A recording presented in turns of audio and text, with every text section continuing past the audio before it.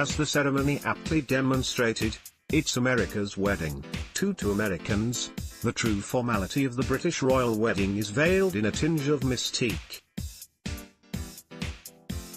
We're dealing here with former political rulers now, essentially, downgraded to tax-funded celebrities, and it's hard for non-Brits to know how to react. That small bubble of internal conflict seemed to dominate how US television covered the wedding between Prince Harry and one of their very own, Meghan Markle, with CBS, ABC, and NBC all leveraging mildly differentiating levels of somberness for their broadcasts. On one end of the scale was CBS Gayle King, attending in the actual spirit of any willing wedding attendee, channeling her inner Beyoncé by changing her hat/fascinator every hour, while liberally sharing the secrets James Corden had urged her to keep quiet for as long as possible. He's put together the day's reception program, apparently. NBC's coverage was similarly loose and jovial in its tone, swiftly establishing the running joke that every time James Blunt would appear on screen, someone would burst into "You're beautiful."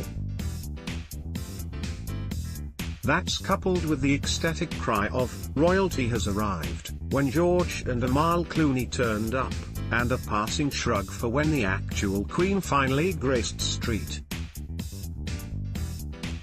George's chapel with her presence. That said, there was one tactic quite clearly trotted out to deliberately add sophistication to the proceedings: the royal correspondent. It was particularly favored by ABC, whose coverage was somehow the more muted of the three, despite the presence of America's favorite day drinkers, Kathy Lee and Hoda. Notably, they did leave the giant wine glasses at home for this one. The royal correspondent, of course, was always a British reporter with an RP accent that could cut glass, brought in to calmly explain this web of tradition was slowly unfurling before them. Common topics amongst them included Princess Diana, the professionalism of the armed units marching, and, a little oddly, the consistent repping of Prince Charles as the forgotten hero of the whole proceedings. Yet, even the most composed of reporters could hardly resist getting caught up in the action, as commentators were often forced into silence as their audio became overwhelmed by the cheers of the crowds.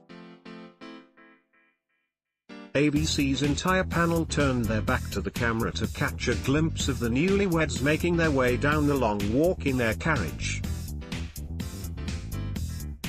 Of course, this royal event was unlike any other for US viewers. Ms. Markle is American, after all, with the ceremony itself aptly demonstrating that this was a union shared between two nations.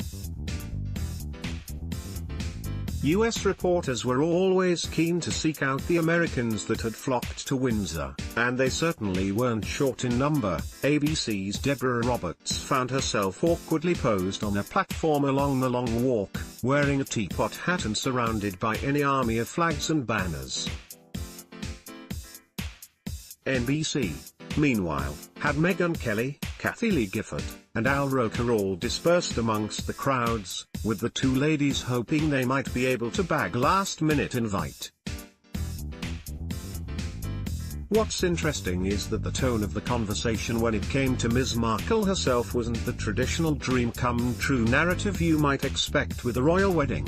America is proud of what she's already achieved in the world as an entertainer and humanitarian, so the tone was far more protective and, even, hesitant of the future. Indeed, the royal experts were often quizzed on the day-to-day realities of royal marriage and what duties she might be expected to fulfill. With Ms. Markle so upheld as the portrait of a modern, feminist woman, the focus on her potential work as an ambassador for the Commonwealth, as opposed to any old tropes of the fairy tale princess, suited her far better. There was also a touch of anthropological interest in the workings of the British people.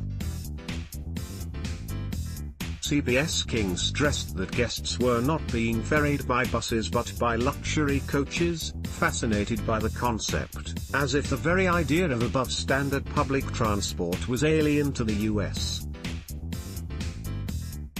ABC also found itself launched into a session of tea training, while further being lectured on upper crust life by an American woman who had also married into British aristocracy.